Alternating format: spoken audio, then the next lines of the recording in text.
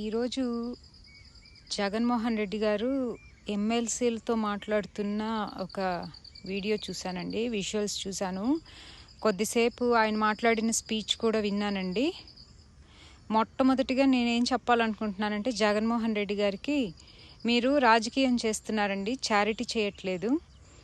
రాజకీయాల్లో విలువలు, విశ్వాసపాత్రులు, వీటికి చాలా ఎంటైర్లీ డిఫరెంట్ డెఫినిషన్స్ ఉంటాయండి.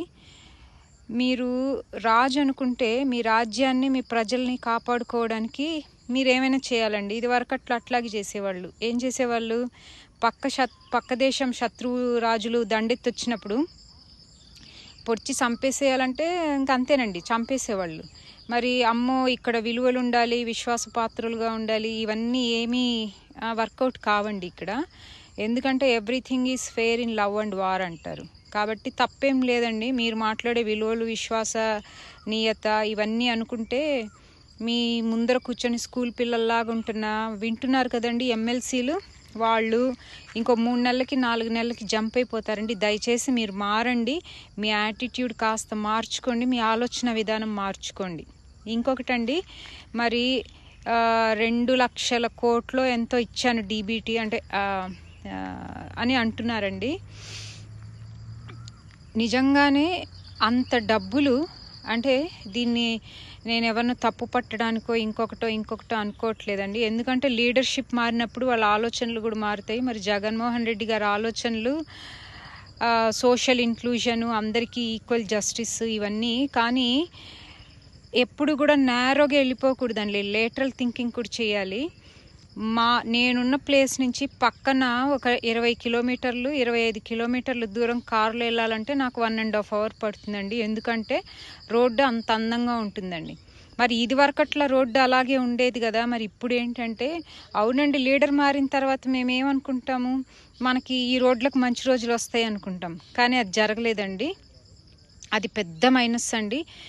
మనం పక్కన తమిళనాడుకి వెళ్ళామనుకోండి, తమిళనాడు రోడ్లు చూసి తమిళనాడు ఎంత డెవలప్ అయిందో మనం ఈజీగా ఊహించుకోవచ్చండి. ఎక్కడైనా సరే, ఏ దేశానికైనా సరే, ఏ రాష్ట్రానికైనా సరే రోడ్ ఇన్ఫ్రాస్ట్రక్చర్ అనేది చాలా ఇంపార్టెంట్ అండి. అది ఒక డెవలప్మెంట్ పారామీటర్ అవుతుందండి. నెక్స్ట్ అండి, డెవలప్మెంట్ ఇండికేటర్ అవుతుందండి అది. అలాగే ఈయన చాలా నవరత్నాలని జగన్ గారు చాలా స్కీమ్స్ తీసుకొచ్చారండి. అందులో ఈయన మరి జగన్ గారికి గ్రౌండ్ లెవెల్ నుంచి ఏమి రిపోర్ట్స్ వెళ్ళాయో ఏమో నాకు తెలియదు కానివ్వండి, ఆల్మోస్ట్ ఏవి కూడాను అవి ఆయన ఎందుకైతే పెట్టారో మంచివేనండి. ఎందుకంటే విమెన్ ఎంపవర్మెంట్ కోసమని చేయూత, తర్వాత ఈ తోడు, ఇలాంటివి పెట్టారండి. మరి వాటి ఎగ్జిక్యూషన్ ఎంత ఫెయిల్ అయిందనేది గ్రౌండ్ లెవెల్లో రియాలిటీ అనేది చాలా డిఫరెంట్గా ఉంటుందండి. ప్రజలతో మాట్లాడితేనే అది తెలుస్తుంది. కానీ మనందరికీ తెలిసిన విషయం ఏమంటే, ఆయన సీఎం అయిన తర్వాత ప్రజలతో పూర్తిగా డిస్కనెక్ట్ అయిపోయారండి. చేయూత ఇవన్నీ కూడాను ఎగ్జిక్యూషన్లో ఫెయిల్ అయిపోయిన స్కీమ్స్ అండి. వీటికి ప్రజల దగ్గర నుంచి తీసుకుంటే కరెక్ట్ అయిన ఫీడ్బ్యాక్ వస్తుందండి. ఇది నా అభిప్రాయం అండి. విద్య, వైద్యం ఇవి రెండు కూడా ఎవరికైనా చాలా ఇంపార్టెంట్ అండి. ఎందుకంటే మంచి విద్యతో మనం మంచి సమాజాన్ని నిర్మించవచ్చు. ఆయన నాడు నేడు స్టార్ట్ చేశారు, డిజిటలైజ్ చేశారు ఎడ్యుకేషన్ సిస్టమ్, అంతా బాగుందండి. కానీ ఇక్కడ విషయం గుర్తుపెట్టుకోవాలండి, ఎవరైనా కూడాను ఎప్పుడు కూడా రిఫార్మ్స్ అనేది ఒకేసారి తీసుకురాకూడదండి. రిఫార్మ్స్ అనేది అంచెలంచెలుగా తీసుకురావాలి, కంపార్ట్మెంటలైజ్ చేయాలి. ఎప్పుడైతే ఒక్కసారిగా ప్రెషర్ పడిపోతుందో అప్పుడు ఎగ్జిక్యూట్ చేసే వాళ్ళకి, ఇంప్లిమెంట్ చేసే వాళ్ళకి బుర్ర వేడెక్కిపోయి, హీట్ ఎక్కిపోయి, పిచ్చెక్కిపోతుందండి.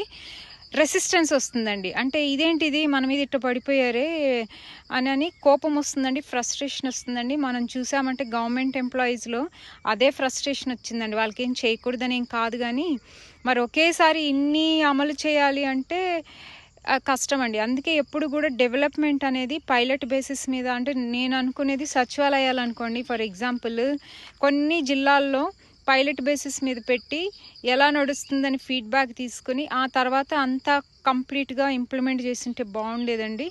జగన్ గారు కూడా ఒక్క సచివాలయాన్ని అయినా సరే 5 సంవత్సరాల్లో ఏదైనా సచివాలయాన్ని విజిట్ చేసి అక్కడ ఎలా నడుస్తుంది, మెకానిజం ఎలా ఉంది తెలుసుకుని ఉంటే బాగుండేదండి. కాబట్టి దయచేసి ఈ వీడియో జగన్ గారు చూడాలని, ఎవరైనా దగ్గర వాళ్ళు ఎవరైనా చూసారంటే ఆయనకి చేరవేస్తారని అనుకుంటున్నానండి. ఆయన్ని దయచేసి విలువలు, విశ్వసనీయత ఇవి రెండు పక్కన పెట్టమని చెప్పండి.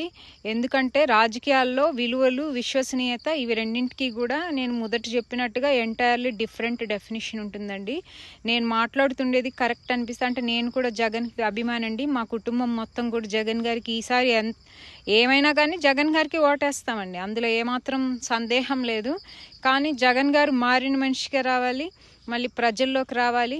ఈరోజు అన్నారు మరి ప్రజల్లోకి వస్తామని అన్నారు, అందరం వెయిట్ చేస్తున్నామండి. ప్రజల్లోకి రావాలి, ఆయన పెట్టిన నవరత్నాల గురించి ప్రజల నుంచి ఫీడ్బ్యాక్ తీసుకోవాలి అనేది నా కోరిక అండి, నా విన్నపం కూడానండి.